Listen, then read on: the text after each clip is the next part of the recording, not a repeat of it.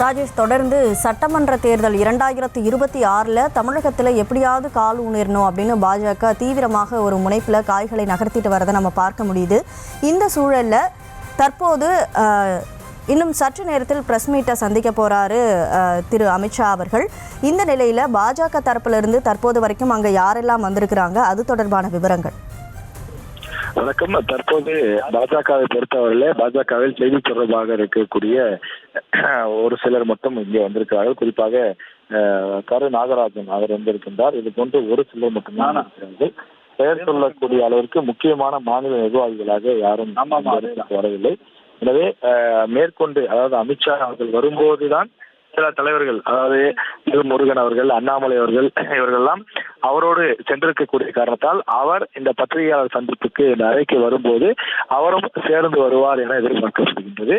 தற்போது அமித்ஷா அவர்கள் ITC hotel வந்துவிட்டாலும் கூட பத்திரிகையாளர் சந்திப்பு நடத்துவதற்கான ஒரு அரங்கில ஏற்பாடு செய்யப்பட்டிருக்கிறது. அங்கு ஒரு திரை வைக்கப்பட்டு பாஜகவினுடைய கொடி பறக்க விடப்பட்டிருக்கிறது. பின்புறத்தில் 6 நாற்காலிகள் போடப்பட்டிருக்கிறது. இந்த 6 நாற்காலிகளில் தான் சிறப்பு விருந்தினர்கள் வந்து அமர்வார்கள் என்று தெரிகிறது. இதற்கு மத்தியிலே அமித்ஷா அவர்கள் அமர்வார் என்றும் மொத்தமாக 7 நாற்காலிகள் போடப்பட்டிருக்கக்கூடிய நிலையில பத்திரிகையாளர்கள் அமர வைக்கப்பட்டிருக்கிறார்கள். எனவே இன்னும் சற்று நேரத்தில் இந்த பத்திரிகையாளர் சந்திப்பு தொடங்கும் என எதிர்பார்க்கப்படுகிறது.